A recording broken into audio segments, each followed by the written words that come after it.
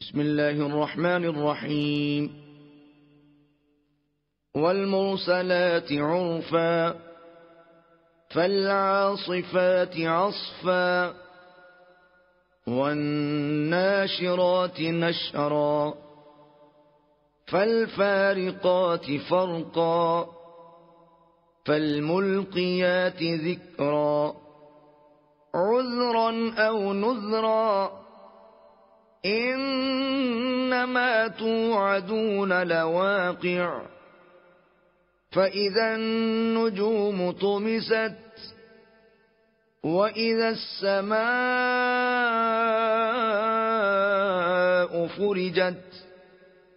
وإذا الجبال نسفت وإذا الرسل أقتت لأي يوم أجلت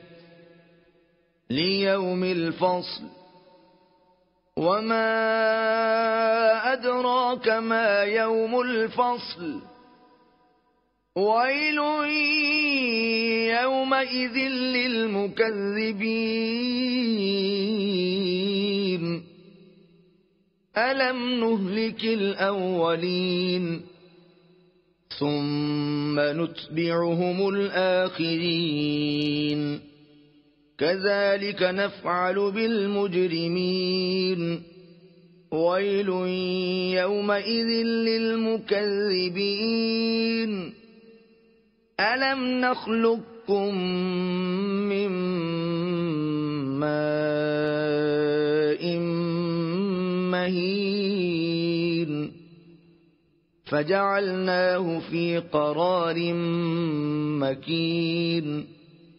إلى قدر معلوم فقدرنا فنعم القادرون ويل يومئذ للمكذبين ألم نجعل الأرض كفاتا أحياء وأمواتا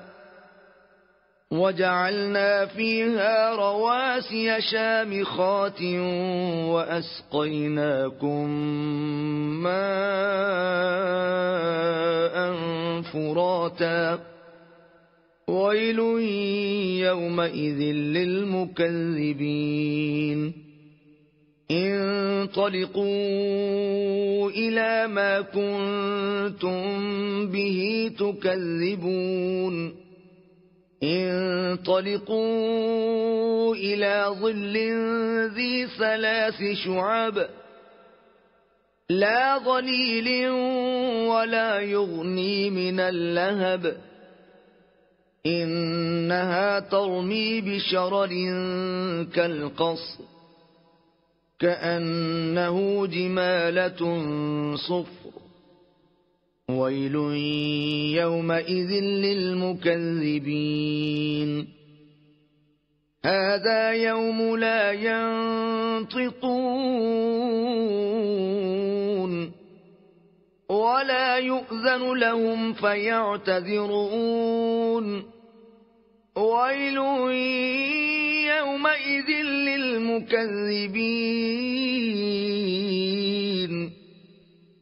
هذا يوم الفصل جمعناكم والأولين فإن كان لكم كيد فكيدون ويل يومئذ للمكذبين إن المتقين في ظلال وعيون وفواكه مما يشتهون كلوا واشربوا هنيئا بما كنتم تعملون إنا كذلك نجزي المحسنين ويل يومئذ للمكذبين كلوا وتمتعوا قليلا إنكم مجرمون ويل يومئذ للمكذبين وإذا قيل لهم اركعوا لا يركعون ويل يومئذ للمكذبين فبأي حديث بعده يؤمنون